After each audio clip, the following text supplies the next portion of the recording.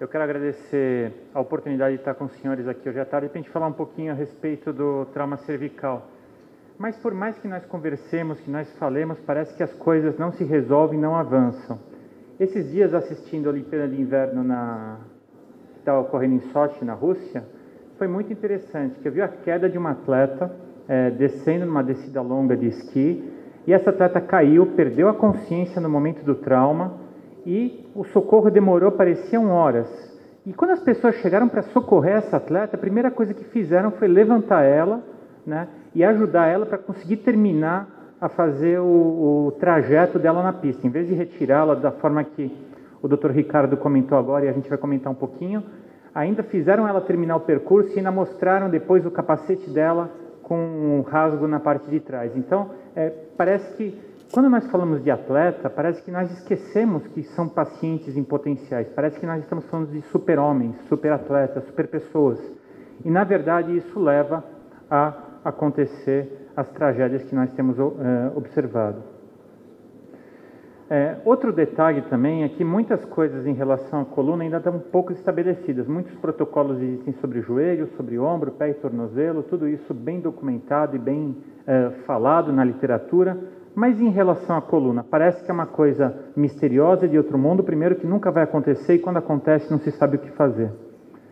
Para atender o trauma cervical, é muito do que o Dr. Ricardo falou anteriormente, que tem sido falado, a gente precisa de uma equipe médica e paramédica. Não é questão só do médico atendendo, né? Mas ter o paramédico muito bem treinado.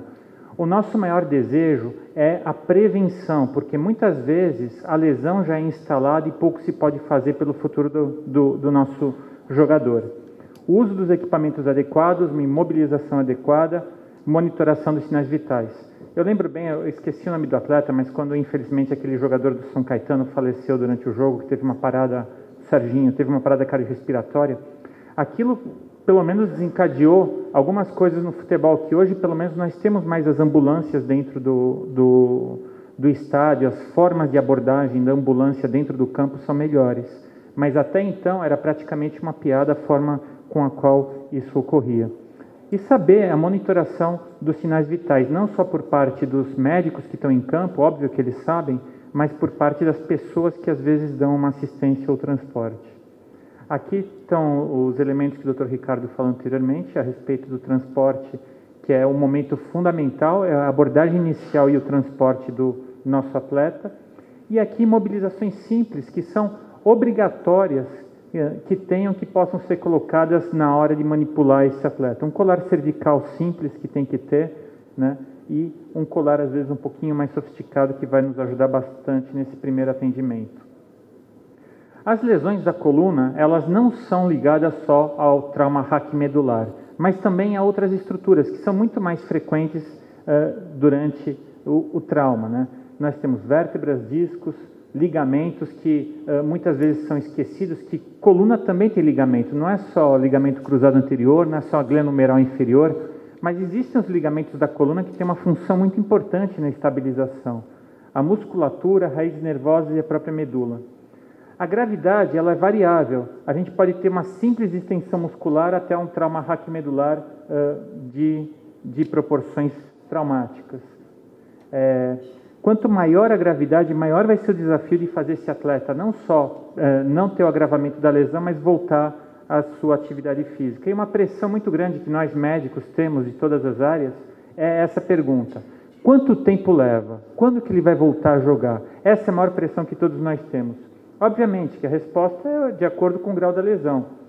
Os protocolos que tem na literatura quanto a outras estruturas já são conhecidos e são estabelecidos, mas em relação à coluna é muito difícil estabelecer um protocolo. A gente tem visto nas aulas anteriores que finalmente tem se chegado a alguns consensos em relação a protocolos, principalmente articulações periféricas, mas em relação à coluna a coisa ainda é muito individualizada. As principais e mais frequentes lesões são as distensões de entorse, são as mais comuns.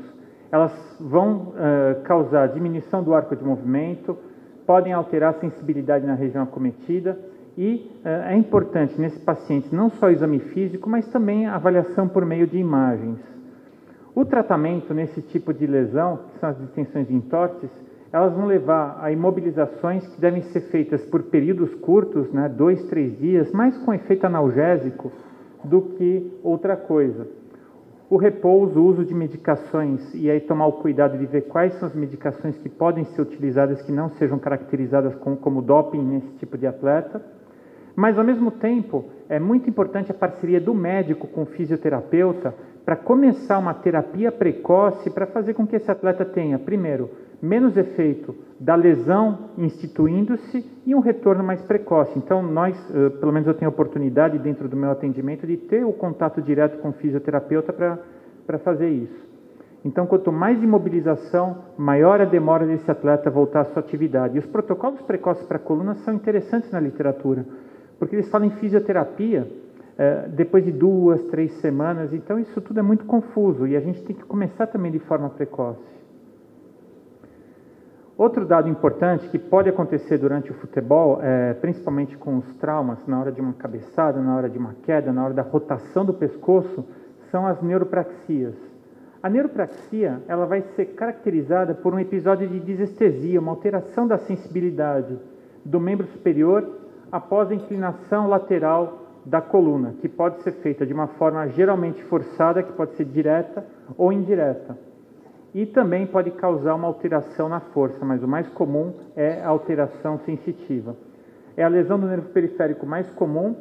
As raízes mais acometidas nas neuropraxias da coluna cervical são C5, C6 e C7, e isso vai variar o tempo de duração. Podem ser alguns segundos, pode ser uma coisa fugaz ou pode ser uma lesão que pode ter uma característica mais demorada. Então, aqui os mecanismos de trauma que vão diferenciar. Em ambos os casos, nós temos a tração unilateral, só que em um caso nós teremos a hiperextensão, que pode prejudicar o plexo braquial contralateral em relação ao lado estendido e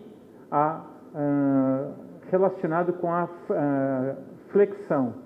E aí a gente pode machucar o plexo braquial desse lado. Então, os dois plexos braquiais podem ser acometidos e principalmente naqueles traumas associados com a subida, com o empurrão, com uma cabeçada ou mesmo com estiramento. As neuropraxias, elas podem necessitar o exame de imagem. É lógico, o diagnóstico é clínico, o exame físico ele é sempre importante, mas os exames de imagem vão poder diferenciar o tipo de lesão, se foi uma lesão transitória ou se tem algum edema na região traumatizada. O eletrodiagnóstico ele é tardio nesse tipo de lesão, então ele não é feito no momento. O exame de escolha para se avaliar uma neuropraxia por meio de exames é a ressonância magnética. O tratamento ele vai nortear de acordo com o grau e a demora da recuperação dos sintomas. Se a remissão é instantânea, o paciente ele pode voltar precocemente à atividade física. E à medida que esses sintomas forem persistindo, eles vão mantendo o paciente afastado. O grande problema é que a classe de drogas ideal para esse tipo de trauma, principalmente para melhorar de forma mais precoce, envolve o uso de corticosteroides. Então, tudo isso tem que ser bem documentado e relacionado caso esse atleta volte à atividade física para não ser encarado como doping. Então, a característica para liberar esse atleta para voltar à sua atividade física é a melhora da cervicobraquialgia, a ausência de disestesia e o arco de movimento da coluna cervical desse atleta tem que ter retornado, porque sem isso ele vai poder não ter o desempenho adequado, vai ter medo e pode ter outras lesões. A quadriparesia transitória, esse é um quadro bastante importante, felizmente é muito raro no futebol, no soccer, mas ele era extremamente frequente no futebol americano, onde ele foi bem documentado e foi bem apresentado. É um distúrbio neurológico depois do trauma, geralmente relacionado com traumas em hiperextensão, mas sempre relacionado com uma carga axial com flexão e extensão. É um quadro que é dramático, porque o atleta ele vai perder a sensibilidade e motricidade dos membros superiores e ou dos membros inferiores. E esse trauma tem uma característica, ele tem que ser fugaz, ele vai durar 10 a 15 minutos e vai se reverter rapidamente. Dificilmente ele chega a ultrapassar horas e chegar até 48 horas.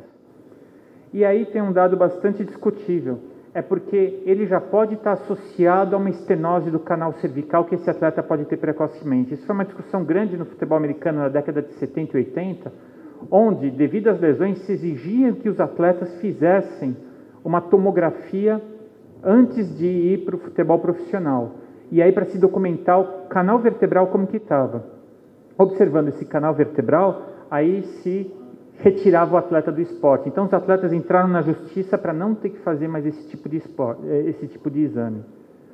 Então, aqui foi um índice desenvolvido justamente relacionado a esse tipo de trauma, que foi o índice de Torg, que media o diâmetro do canal vertebral. Então, a quadriparesia transitória, ela vai ter o seu retorno ao esporte de acordo com a recuperação dos sintomas, sempre levando em consideração como que é o canal vertebral desse atleta. Em caso de estenose severa ou recorrência, o atleta ele deve ser afastado das suas atividades físicas, independente do grau de recuperação. A hérnia de disco cervical, ela não depende só do esporte, ou seja, não é um trauma direto do esporte, mas vai estar associado a lesões degenerativas que vão ocorrer tanto no atleta como no não atleta. E isso vai ter um efeito não só de atividades repetitivas, mas também uma predisposição genética do próprio atleta. Ou seja, não dá para dizer que o futebol ou atividade física vai levar ao desenvolvimento da hérnia de disco, né? O manejo, ele costuma ser semelhante em relação à população.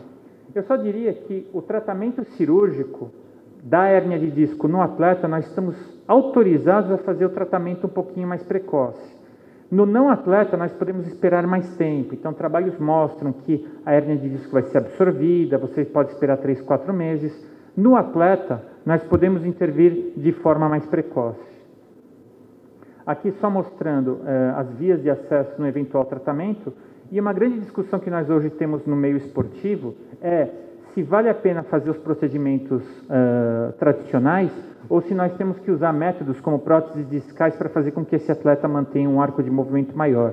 Na verdade, isso não está bem estabelecido ainda e a gente não sabe. Mas, lógico, quanto menos invasivo for o tratamento dentro de um bom senso, melhor vai ser o retorno do atleta às suas atividades. E, finalmente, as fraturas cervicais.